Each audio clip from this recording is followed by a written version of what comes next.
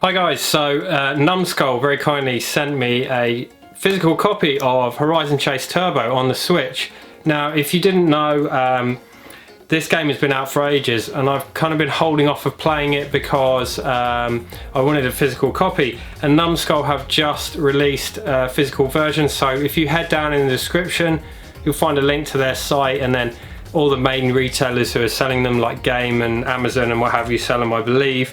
But yeah, always nice to have a physical copy of the games, especially for Switch. I do like buying, like, you know, the games I like on Switch, and I don't buy many Switch games, but I like to have them physical. You get a little postcard there and a little Numskull card.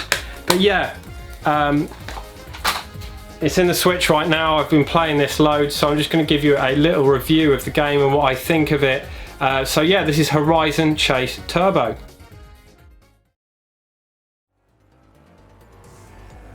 Horizon Chase Turbo is an arcade racer, and it's about as arcade as you can get.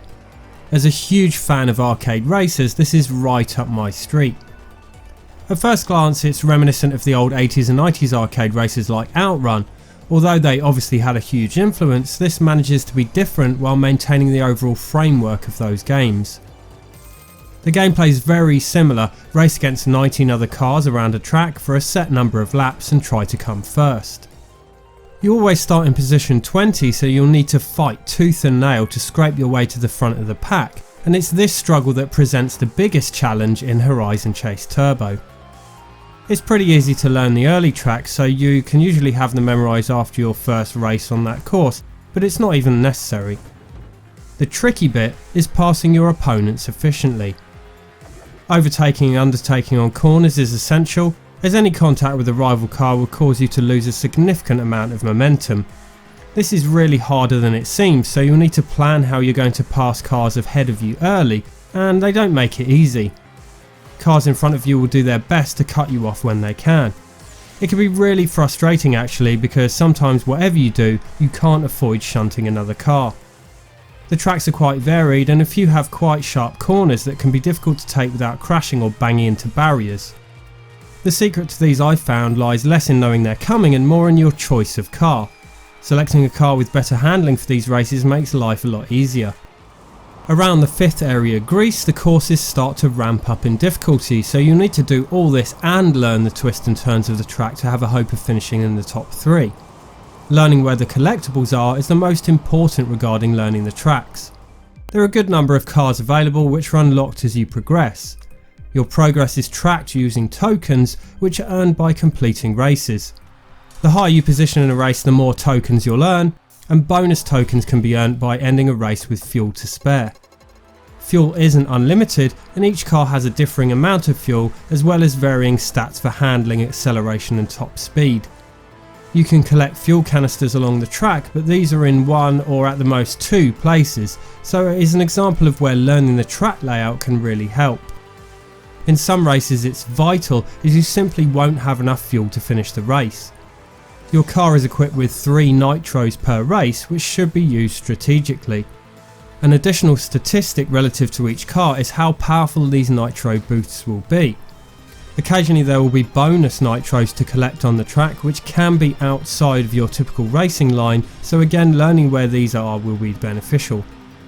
Using your nitros too early or simply mistiming the use of one later on can make the difference between coming first and losing miserably. Aside from fuel and the occasional nitro, the only other collectibles are tokens. These vary in number per track and can either be very easy to collect, i.e. pretty much in your path, or they can be damn tricky, for example requiring you to take a corner very tightly on the inside in a perfect racing line. If you come first in a race and collect all the available tokens, you'll win what's called a super trophy, which awards you a significant token bonus.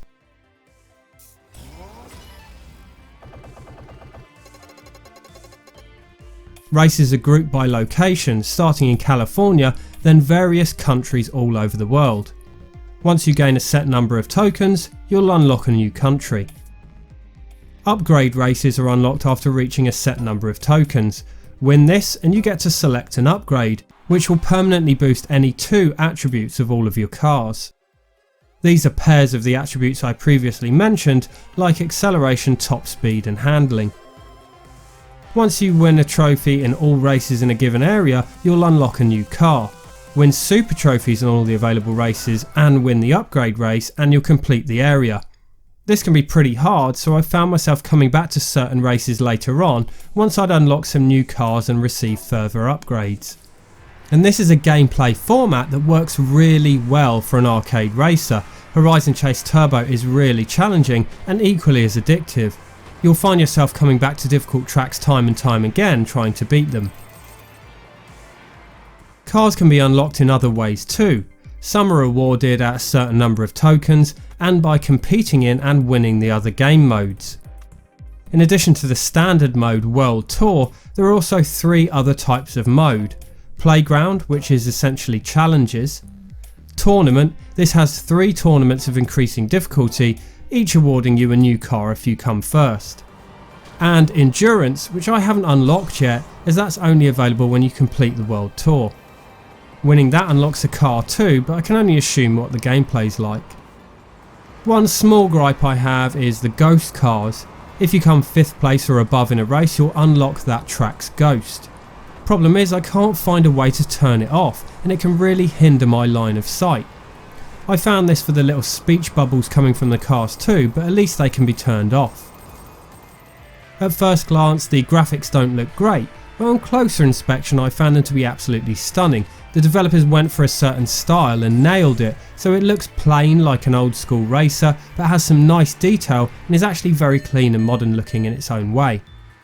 The speed of this game is superb, it's really fast and there's absolutely no slowdown or loss of frame rate when you're whizzing along at breakneck speed. That's where this game really shines. It's a great feeling when you cane it round a corner without slowing down whatsoever and slip in between a few rival cars. The music isn't something I would listen to in the car, say, but it's very good and fits the style of the game very well. I haven't completed this yet, so I'm still really enjoying working my way through the races and it's getting more challenging as I go. I'll admit that I didn't think this game would have any longevity, but for an arcade racer it's got some legs. A must for any fan of arcade racers, particularly retro racing games, Horizon Chase Turbo manages to pay homage to these games while feeling like its own thing rather than a tribute act.